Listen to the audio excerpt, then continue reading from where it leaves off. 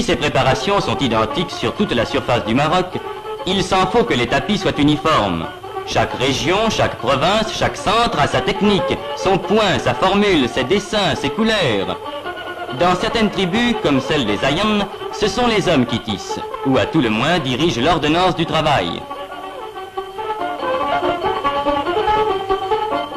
Chez les Benimguildes, les femmes seules, au contraire, travaillent au métier. Viennent de cette tribu ces admirables surfaces à carreaux géométriques, à dominante brun-rouge, où s'insèrent des motifs bleus, orange et rouge.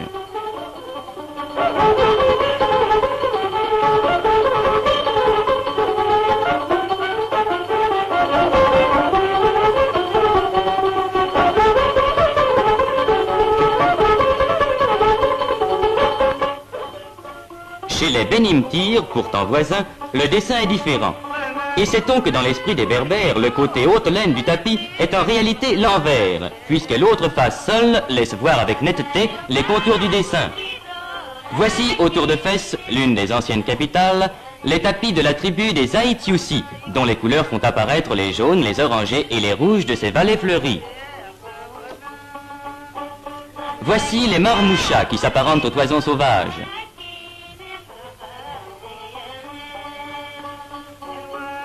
Voici les Aït al-Ham, aux larges oppositions noires et blanches.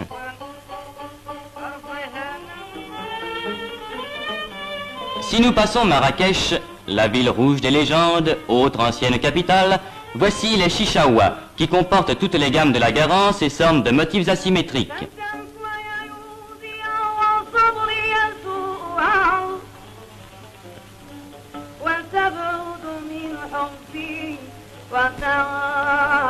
Poussons vers le sud, où, dans les gorges de l'Atlas, les femmes puisent l'eau des Oueds avec le geste éternel des canéphores, à l'ombre de ces extraordinaires châteaux forts qui caractérisent si magnifiquement le passé de gloire et de sang des tribus du sud.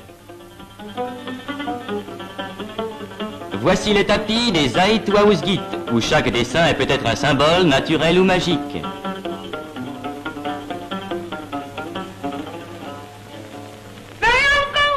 Revenons à Rabat, la cité maîtresse de l'art des tapis marocains, où nous retrouvons transposés avec un ton particulier les signes de la tradition orientale.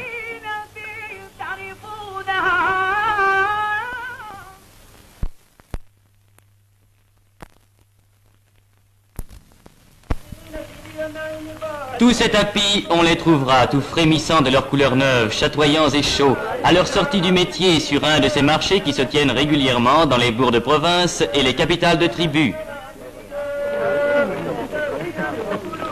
On les trouvera étincelant par terres artificielles, avec leurs points encore rêches et leurs franges immaculées, objets de marchandage interminables, thèmes à discussion sans fin entre vendeurs et acheteurs, mesurés à la coudée, et sans doute plusieurs fois, car l'erreur est humaine, et souvent vendus à la criée dans l'ombre bleue d'un jardin.